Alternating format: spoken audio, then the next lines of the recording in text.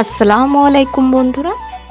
এখন যেহেতু প্রত্যেকটা বাড়িতে পাকা আম, আর এই পাকা আম বেশি দিন রাখলে পোকা ধরে যাবে, তাই আমাদের বাড়িতেও এগুলো আম ছিল, তাই ভাবলাম আম দিয়ে আজকে আম সত্য বানাবো।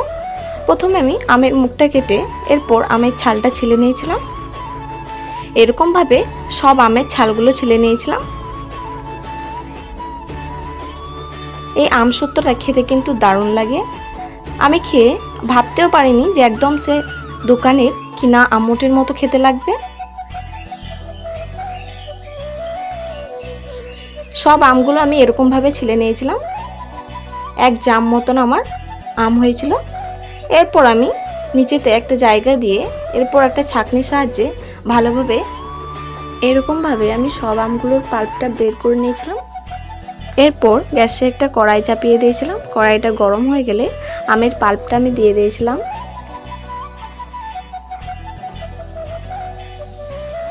আমের পাল্পটা দিয়ে কিছুক্ষণ নাড়াচাড়া করে নিয়েছিলাম। এটা একটু ঘন হয়ে আসলে এর মধ্যে দিয়ে দিয়েছিলাম সামান্য চিনি।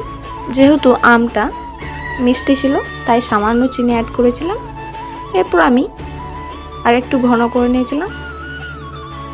ভালোভাবে হয়ে গেলে এদিকে আমি দুটো থালায় সামান্য তেল দিয়ে হাত দিয়ে পুরো থালায় আমি দিয়ে দিয়েছিলাম।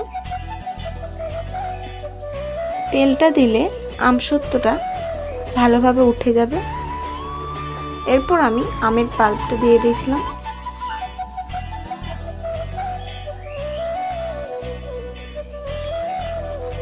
আলহামদুলিল্লাহ আমসত্ত্বটা খেতে কিন্তু দারুণ হয়েছিল।